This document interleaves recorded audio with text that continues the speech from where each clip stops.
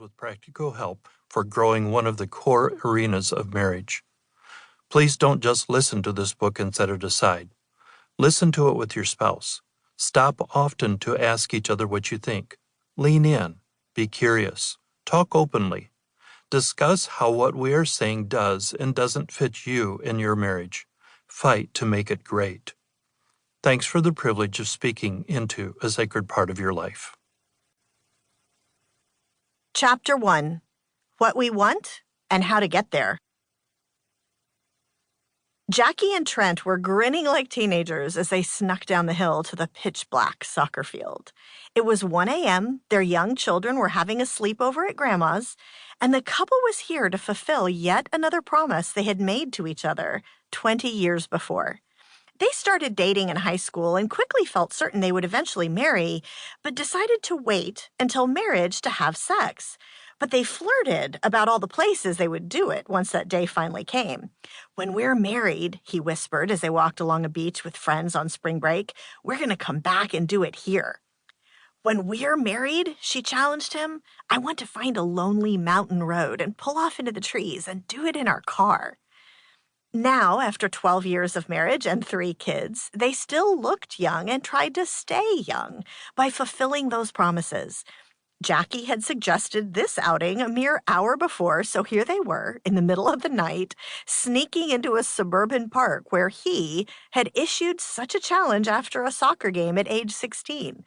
They drove around the shadowy "Park Closed" sign and giggled as they grabbed a backpack of supplies from the car, quietly shut the doors, spread a blanket on the soccer field, pulled on another blanket for cover, and got busy. They didn't even hear the police car pulling up.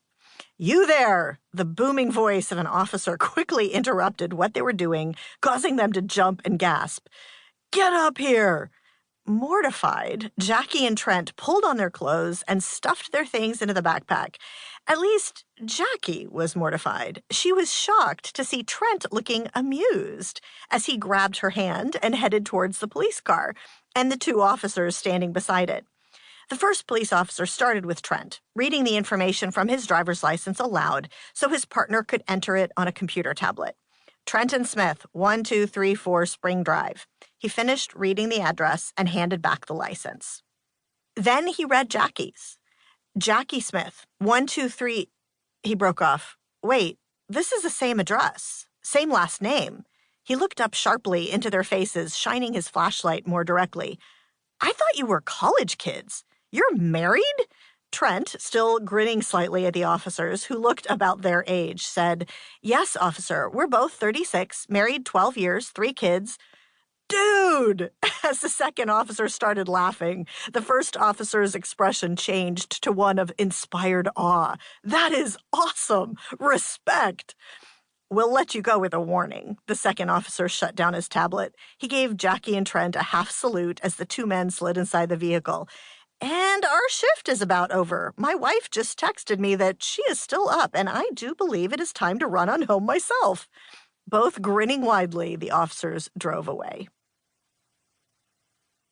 Those aren't their true names, but that is a true story. When Jackie shared it with me, I couldn't help laughing out loud. I loved it so much. Since then, whenever I've shared that anecdote with friends or at marriage conferences, everyone has the same reaction I did. There's a deep instinctive feeling of, I want that. To be clear, people don't necessarily want to do what Jackie and Trent did. For some, that would be uncomfortable rather than appealing. Rather, what people are thinking is, I want to have a delightful, playful, intimate life with my spouse. We are here to tell you that in the vast majority of cases, you can. Every marital situation is unique. Some couples are starting from strength, others are barely hanging on. But except for in some fairly rare situations, nearly every married couple can have the hope of a meaningful sex life for a lifetime, a sex life that helps create and protect a meaningful marriage. A very different approach. How can each of us get to that delightful, playful, rich, intimate life with our spouse? That is what this book is about. But this will be a very